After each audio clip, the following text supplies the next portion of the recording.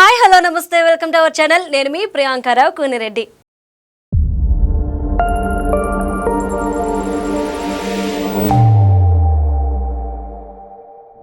Veeramallu trailer అయితే కాదు Harihara Veeramallu teaser వచ్చేసింది. టీజర్ కాదు ట్రైలర్, అది చూసారా? అంటే అది చూసిన తర్వాత mind block. Pawan Kalyan look కావచ్చు, డైలాగ్స్ కావచ్చు, ఎంటైర్ ట్రైలర్ మొత్తం గూస్ బంప్స్ అని చెప్పాలి. అంటే ఇప్పుడు ఆయన ఏం చెప్పాడు, ఏం వినాలి? ఇప్పుడు మీరు చూసారా ట్రైలర్ స్టార్టింగ్? ఒకసారి మీరు ప్లే చేస్తే అర్థమవుతుంది. ఒక వీరుడు కోసం ప్రకృతి పురుడు పోసుకుంటున్న సమయం అంటే ఒక 3 సమయాల గురించి చెప్పారు. శ్రమ వస్తున్న సమయం, లేకపోతే ఈ సమయం నుంచి హిందూ కింద బతకాలంటే పన్ను కట్టాల్సిన సమయం. ఈ సమయాలన్నీ ఎవరి సమయాలు తెలుసా? ఒక పక్క దేశం కోసం అయితే, ఇంకో పక్క పవన్ కళ్యాణ్ కోసం ఫ్యాన్స్ ఆశగా ఎదురు చూస్తున్న సమయం వచ్చేసింది. బాక్స్ ఆఫీస్ రికార్డులు పగిలిపోయే సమయం కూడా వచ్చేసింది. ఎందుకంటే జూలై 24 జరగబోయేది అదే. ఆ టైం కోసం ఇది వచ్చేసింది. ఇక ఈ ట్రైలర్ చూసారు కదా, ఎలా ఉందంటే సినిమా పెద్ద ఉండదండి. ఇద్దరు డైరెక్టర్లు మారిపోయారు, అసలు సినిమా చెప్పలేము, షూటింగ్ నడవట్లేదు, 5 ఏళ్ళు పట్టింది అని రకరకాలుగా మాట్లాడారు కదా. వాటన్నిటికీ ఒకే ఒక్క సమాధానం, బెబ్బులి దెబ్బ. అబ్బా అబ్బా అనాలంటే ఎవరైనా అంటే పులిని వేటాడే. ఎస్, ఎగ్జాక్ట్ గా. ఎందుకంటే ఇలా ఈ సినిమా రిలీజ్ అవ్వదు ఇలా అనుకున్న టైంలో సినిమా ఎలా ఉంటుందో. ఎందుకంటే పవన్ కళ్యాణ్ పాపం గ్యాప్ ఇచ్చి ఒక పక్కన పాలిటిక్స్ హ్యాండిల్ చేస్తూ ఇంకో పక్కన సినిమాలు చేసుకుంటూ రావడం వల్ల రకరకాల లుక్స్ కనిపిస్తాయి అని రకరకాలు వినిపించినాయి. కానీ ఒక్కసారి ట్రైలర్ మొత్తం చూసాక చాలా సాలిడ్ గా, ఇంద్రాలో ఒక డైలాగ్ ఉంటది, కాశీకి పోయాడు కాషాయి మనిషి అయిపోయాడు అనుకుంటున్నారా?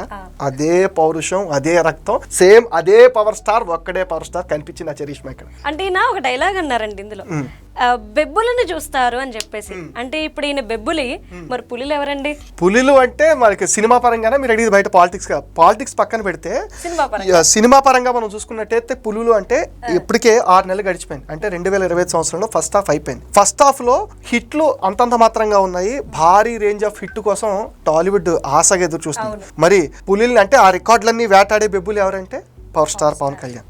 ఈ సంవత్సరం ఒక స్పెషల్ ఏంటి తెలుసా? 2025 సంవత్సరంలో మనం 2 సార్లు పవన్ కళ్యాణ్ చూడబోతున్నాం. ఒకటి జూలై 24, అది హరిహర వీరమల్లు. నెక్స్ట్ వచ్చేసి సెప్టెంబర్ 25 ఓజీ. అంటే 6 నెలల పాటు ఒక ప్రాంతంలో కంటిన్యూస్ గా వర్షాలు పడుతూ ఉండి సూర్యోదయం లేకపోతే ఎంత నిసినిసిగా ఉంటుందో, ఒక్కసారి సూర్యుడు రాగానే ఆ తేజస్సు కావచ్చు, ఇదిగా ఎలా ఉంటది అలా ఉన్నారనమాట ఇప్పుడు ఫ్యాన్స్. ఇది చూడగానే అంటే ఒక ఎనర్జీ వచ్చింది. ఒకడే పవర్ స్టార్, ఆ కట్అవుట్ కి పడాల్సిందే ఏవైనా సరే. ఆ స్టైల్లో డిజైన్ చేశారు. ఇక ట్రైలర్ లో మనకు ఫస్ట్ నుంచి అనుకుంటున్నాం ఇది మొఘల్ తో ధర్మ పోరాటం అని. పొలిటికల్ గా పవన్ కళ్యాణ్ ఒక స్టాండ్ తీసుకున్నారు, నేను ధర్మం కోసం పోరాడతాను. ఆ ధర్మ పోరాటాన్ని ఈ సినిమా రూపంలో కూడా ఆయన చూపించడం జరిగింది. అంటే మీరు ధర్మం అన్నారు కాబట్టి నాకు ఒక డౌట్.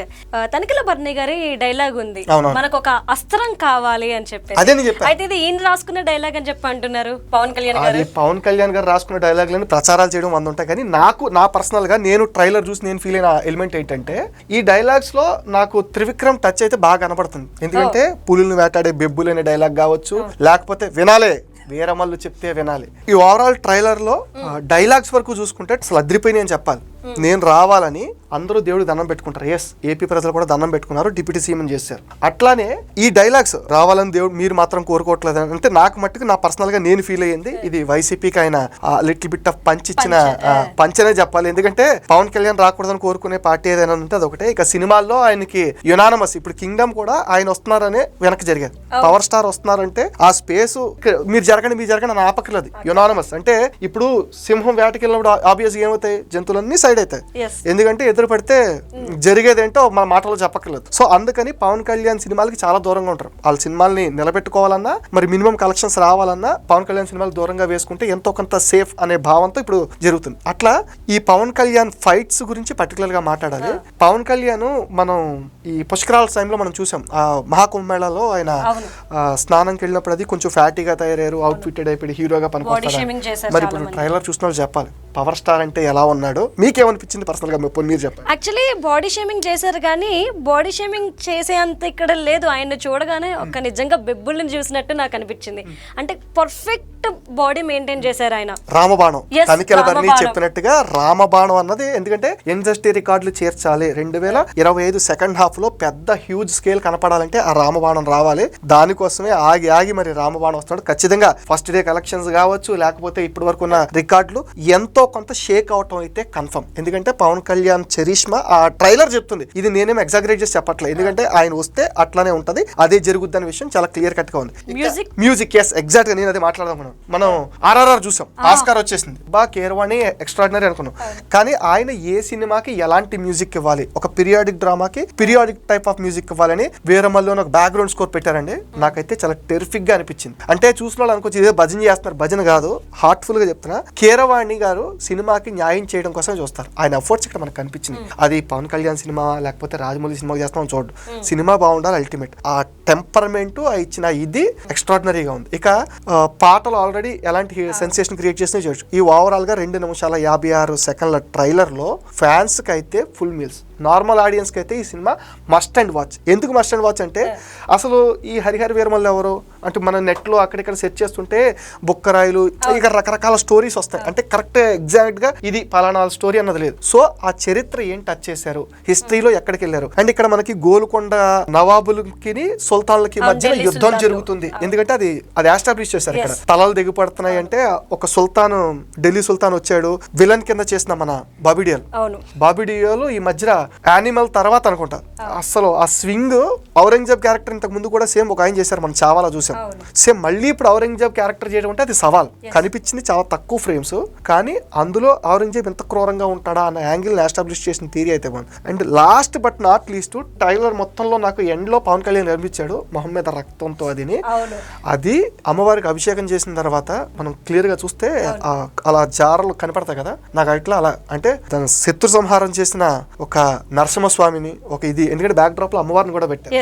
అది నేను డీటెయిల్ గా చెక్ చేయలేదు, అది వారాహి అమ్మవారు, ఎందుకంటే పవన్ కళ్యాణ్ ఈ మధ్యన అమ్మవారిని బాగా నమ్ముతున్నారు కాబట్టి. మరి అది ఎవరన్నది నేనైతే డీటెయిల్ గా చెక్ చేయలేదు, కానీ శత్రు సంహారం చేసినట్టు నాకైతే కనిపించింది. ఓవరాల్ గా నా ఎక్స్పీరియన్స్ ట్రైలర్ వరకు మస్ట్ వాచ్. ఖచ్చితంగా ఈ ట్రైలర్ అంటే థియేటర్ కి మొన్నటి వరకు ఈ సినిమా అలా ఉంటుంది ఇలా ఉంటుంది వాళ్ళందరికీ చెక్ పెట్టడమే కాకుండా థియేటర్ కి ఆడియన్స్ అని రప్పించే ట్రైలర్ ఇది అనడంలో ఎలాంటి డౌట్ లేదు. అంటే బాబీ డియోల్ గారు ఒక మాట అన్నారు, మందే వస్తున్నాడు అని చెప్పి. అంటే అది ఏంటి, కొత్త క్యారెక్టర్ ఎంట్రీయా లేదంటే? అంటే యాక్చువల్లీ ఇది పార్ట్ 1 లో వాళ్ళు స్వర్డ్ వర్సెస్ స్పిరిట్ అన్నారు. మరి స్పిరిట్ అంటే అది పవన్ కళ్యాణ్ ఉద్దేశించి మాట్లాడాడు అని నేను అనుకుంటున్నాను. ఎందుకంటే ఆయన్ని ఇప్పుడు ఔరంగజేబ్ ని ఢీ కొట్టింది రామబాణం లాంటి వ్యక్తి అని ట్రైలర్ స్టార్ట్ నుంచి మనిషి కనిపించకపోయినా ఆ ఆరాని క్యారీ చేశారు. ఆ ఆరా గురించే వస్తున్నాడు అని చెప్పి భయంతో అన్న మాటలని నేనైతే క్లియర్ కట్ గా నేను ఫీల్ అయ్యాను. మరి థియేటర్ లో ఇంకా ఎలాంటి మ్యాజిక్స్ జరుగుతాయో మరి చూడాలి. మనం మర్చిపోయాం, ఇంత హడావిడిలో మాట్లాడుకుంటున్నాం హీరోయిన్ నిధి అగర్వాల్ లో అంటే అమ్మాయికి పాపం సవ్యసాచితో అనుకుంటా, సవ్యసాచి కన్నా ముందు 2015 అరౌండ్ ఆ ప్రాంతంలో కెరియర్ స్టార్ట్ చేసింది. సరైన బ్రేక్ లేదు. ఆ బ్రేక్ కోసం వెయిట్ చేస్తున్న నిధి అగర్వాల్ కు ఖచ్చితంగా ఈ సినిమా బ్రేక్ అవుతుందని నేనైతే నమ్ముతున్నాను. ఎందుకంటే పవర్ స్టార్ లాంటి కట్అవుట్ పక్కన కనిపిస్తే చాలు ఆ డిమాండ్ వస్తుంది. అండ్ అదే విధంగా అమ్మాయి వేసుకున్న కాస్ట్యూమ్స్ లో లుక్ అంటే ఆడియన్స్ ని అరే భలే ఉందని మనం చూసిన నిధి అగర్వాలేనన్న ఫీలింగ్.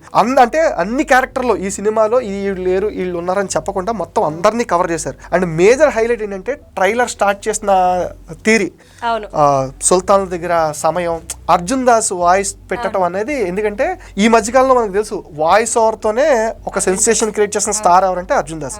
మరి దీని వాట అంటే సినిమాని ఎంత ఎన్హాన్స్ చెయ్యాలో డైరెక్టర్ వరకు కావచ్చు. అంటే ఒక్కటి నాకు నేను ఫీల్ అయిన అది నేను రిగ్రెట్ అనొచ్చు అనుకోవడం తెలియదు, కానీ జ్యోతికృష్ణ గారి పేరు వచ్చింది కానీ క్రిష్ గారి పేరు రాలేదు. పోస్టర్స్ లో అయితే క్రిష్ పేరు అంటే మేజర్ పార్ట్ ఆఫ్ ఆయనే పూజ చేశాడు, మిగతాది నేను పూజ చేసిన జ్యోతికృష్ణ స్వయంగా ఒప్పుకున్నా. కానీ మరి ఎందుకో టైటిల్స్ వేసినప్పుడు ట్రైలర్ లో వరకు లేదు, మరి సినిమాలో ఉంటుందో లేదు తెలియదు. అండ్ మిగతా పరంగా అయితే Pawan Kalyan fights, dialogues top notch. కొంతమంది నెగిటివ్ బ్యాచ్ ఉంటారు, ఆ ట్రైలర్ అంతా కూడా చాలా నిదానంగా తీసుకెళ్లారు, సో సినిమా కూడా నిదానంగా ఉంటుంది, కొన్ని షార్ట్స్ మాకు నచ్చలేదు. మంచిదే కదా, ఇప్పుడు సినిమా నిదానంగా వెళ్తే ఆడియన్స్ కి ఎక్కుతుంది. ఇది ఇప్పుడు ర్యాప్ గా జబ్ అని చేయడానికి ఇదేమి ప్రెజెంట్ స్టోరీ కాదు.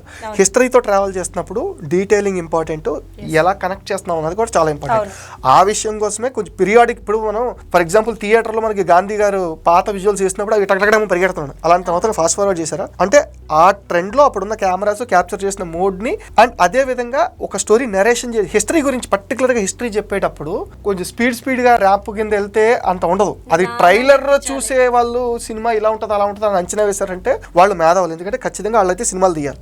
ఓకే. ఎందుకంటే ట్రైలర్ లో సినిమాలో ఉన్న ఎలిమెంట్స్ ని పేరుస్తాం, మా కథ ఇది అని ముందుకు వస్తారు. దాన్ని చూసి సినిమాని జడ్జ్ చేయడం అన్నది ఒక ఫూలిష్నెస్. ఎందుకంటే ఒక డైరెక్టర్ ఎత్తుగడ ఎలా ఉంటది అన్నది మనం చెప్పలేం. ఇప్పుడు కొన్ని సినిమాలు ఉంటాయి ట్రైలర్ చెత్తలా ఉన్నా ఆడియన్స్ సినిమాలు ఉన్నాయి, చాలా ఉన్నాయి. సో మరి అలాంటప్పుడు ఈ ట్రైలర్ ని చూసి సినిమాని జడ్జ్ చేయడం అనేది అదేంటంటే చెప్తున్నాం కదా, ఫస్ట్ నుంచి ఈ సినిమా పైన ఒక బ్యాచ్ అయితే ఉన్నారు.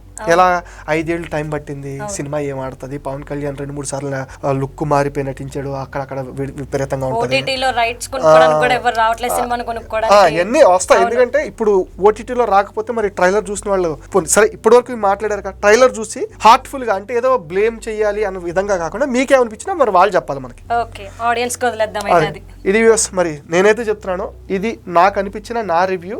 మీకు ఏమనిపించింది అనేది కామెంట్ సెక్షన్ లో పోస్ట్ చేయండి. ఎందుకంటే మీరు కామెంట్స్ ఇస్తేనే మనం మరిన్ని ఇంట్రెస్టింగ్ వీడియోస్ అందివ్వగలం అండ్ ఎంగేజ్ చేయగలం. Thank you so much.